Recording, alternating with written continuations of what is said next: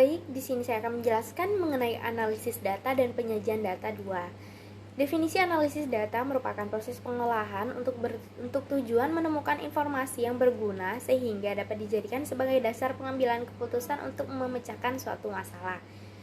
Yang pertama di sini ada uji analisis jalur atau path analysis. Metode path analysis adalah suatu metode yang mengkaji pengaruh atau efek langsung maupun tidak langsung dari variabel-variabel yang dihipotesiskan sebagai akibat pengaruh perlakuan terhadap variabel tersebut. Sedangkan menurut Robert 1993, path analysis ialah suatu teknik untuk menganalisis sehubungan sebab akibat yang terjadi pada regresi berganda jika variabel bebasnya mempengaruhi variabel tergantung tidak hanya secara langsung tetapi juga secara tidak langsung.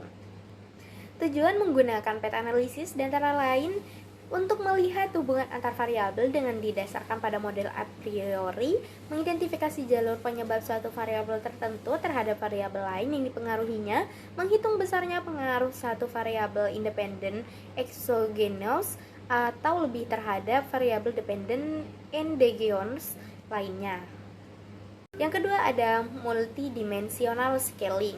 Analisis multidimensional scaling atau biasa disebut MDS merupakan salah satu teknik pengubah ganda yang dapat digunakan untuk menentukan posisi suatu objek lainnya berdasarkan penelitian kemiripannya. MDS berhubungan dengan pembuatan map untuk menggambarkan posisi sebuah objek dengan objek lainnya berdasarkan kemiripan objek-objek tersebut. MDS digunakan untuk mengetahui hubungan interdependensi atau saling ketergantungan antara variabel atau data. MDS dibedakan menjadi dua, yaitu yang pertama ada multidimensional scaling metric dan yang kedua ada multidimensional scaling non-metric. Berikutnya ada partial least square atau biasa disebut PLS. PLS adalah suatu teknik statistik multivariat yang bisa digunakan untuk menangani banyak variabel respon serta variabel explanatory sekaligus.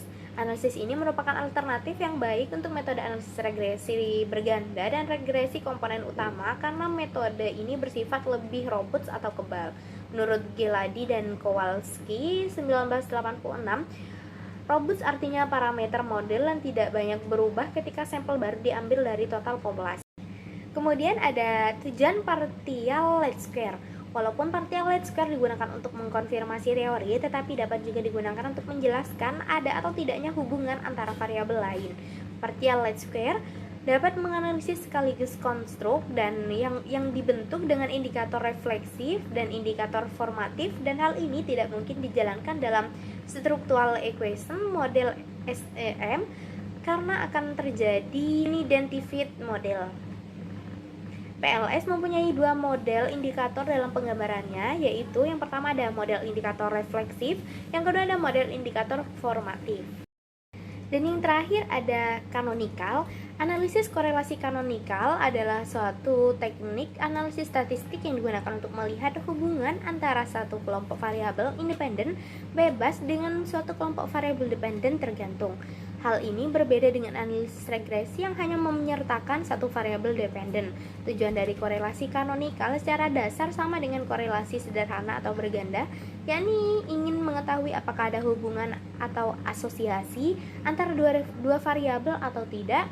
Namun berbeda dengan korelasi sederhana, pada korelasi kanonik jumlah variabel dependen dan variabel independen lebih dari satu, sehingga alat analisis korelasi kanonik bisa digolongkan pada multivariat.